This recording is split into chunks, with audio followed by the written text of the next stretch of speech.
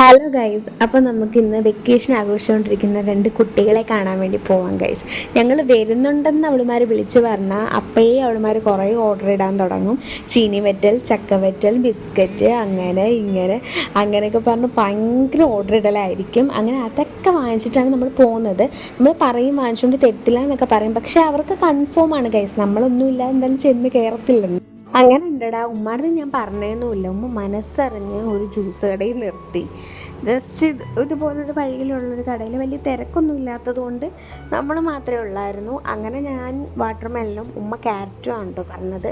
നമുക്ക് ഫ്രൂട്ട്സിലുള്ള ആ ഒരു മധുരം മാത്രമേ ഉള്ളൂ, അല്ല പ്രത്യേകിച്ച് അവർ ആഡഡ് ഷുഗർ ചെയ്യില്ല. കാരണം ഒന്ന് പറഞ്ഞാൽ ഫ്രഷ് ജ്യൂസ് അല്ലേ പറഞ്ഞത്. അങ്ങനെ നീണ്ട ബെല്ലടിക്ക് ശേഷം ഷർണ വന്ന് വാതിൽ തുറന്നിട്ടുണ്ട്.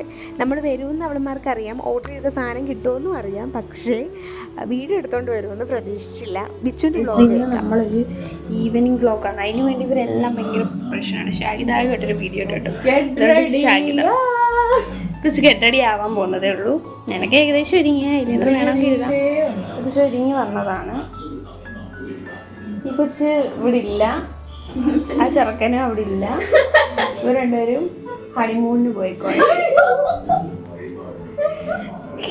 അറ്റ് ലാസ്റ്റ് ഭയങ്കര പ്രിപ്പറേഷന് ശേഷം ഉമ്മ എങ്ങനെയൊക്കെയോ റീൽസിൻ്റെ ഷൂട്ട് ചെയ്യാൻ വേണ്ടി റെഡിയായി. ഞങ്ങൾ എങ്ങനെയൊക്കെയോ സെറ്റാക്കി.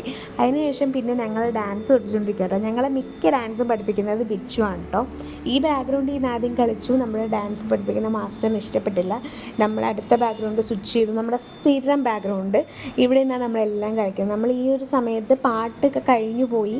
അപ്പം അടുത്ത ഷൂട്ട് ചെയ്യാൻ വേണ്ടിയിട്ട് റെഡി ആയിക്കൊണ്ടിരിക്കുക. ഞാൻ മണ്ണ് മാന്തുന്നു, ശരണ അവിടെ നിന്ന് എന്താ പറയുന്നു, ബിച്ചു എല്ലാവരും കിട്ടുന്നുണ്ടോ, വെട്ടമുണ്ടോ, അങ്ങനെ എന്തൊക്കെയൊക്കെയോ പറഞ്ഞുകൊണ്ടിരിക്കുകയാണ് ഗൈസ്.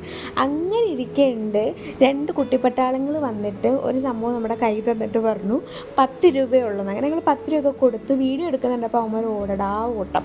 അങ്ങനെ ഞാൻ ശരണ എടുത്ത് ചോദിച്ചു, ശരണ കേട്ടോ ഇത് വാങ്ങിച്ചത്. അപ്പോൾ ശരണ എടുത്ത് ചോദിച്ചാൽ എന്താ ഇതിൻ്റെ ഉപയോഗം എന്ന് വെച്ചപ്പോൾ ശരണ പറഞ്ഞു പ്രത്യേകിച്ചൊന്നുമില്ല, ഇത് തുറക്കുക, പെൻസിൽ, റബ്ബർ, പേന, സ്കെയിലൊക്കെ ഇട്ട് വെക്കുക. പിന്നെ കുട്ടികളല്ലേ ഗൈസ്, നമ്മൾ പ്രോത്സാഹിപ്പിക്കണമല്ലോ. അങ്ങനെ അവളുമാരത്ത് ടാറ്റയും പറഞ്ഞ് ഞങ്ങൾ തിരിച്ചു വന്നു. അപ്പോൾ അത്രയേ ഉള്ളൂ.